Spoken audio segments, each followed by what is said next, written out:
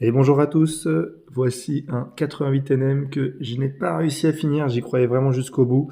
Je voulais quand même vous partager cette petite séquence assez sympa où je viens gérer les différents boss, que c'est vraiment pas simple, surtout avec les deux chouettes. Donc j'essaierai de commenter un petit peu mes choix.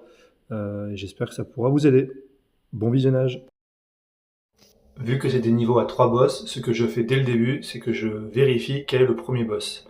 En fonction de ce que c'est, je vais activer Shadex et mon livre pour m'aider ou pas. Clairement celui-là, en bloquant contre le mur de droite, en rushant à chaque fois il va se bloquer contre le mur, donc je peux vraiment ne rien utiliser et garder Shadex ainsi que mon book, mon livre, pour le second boss. À ce niveau-là, c'est souvent les chouettes derrière.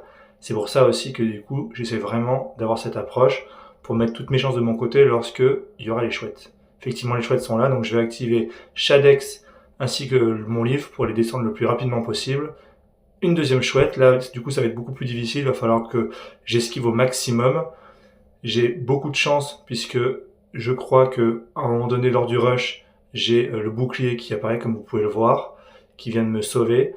Et là, vraiment, j'essaye de jongler pour éviter le maximum. Là, je réactive Shadex et du coup, je retourne à la rencontre de la chouette pour essayer de la descendre le plus vite possible. Je vais vraiment utiliser le maximum de dragons, même si ça m'en consomme pas mal parce que c'est un des niveaux les plus difficiles. Dans la salle suivante, je patiente pour réactiver le passif de Wukong.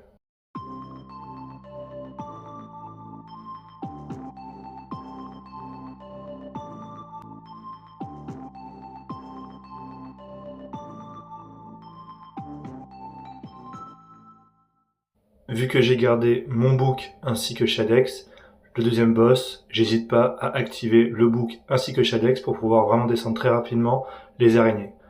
C'est vraiment très efficace, surtout que j'ai les skills qu'il faut. Du coup pour la deuxième, ou du coup pour le troisième boss, j'ai plus rien.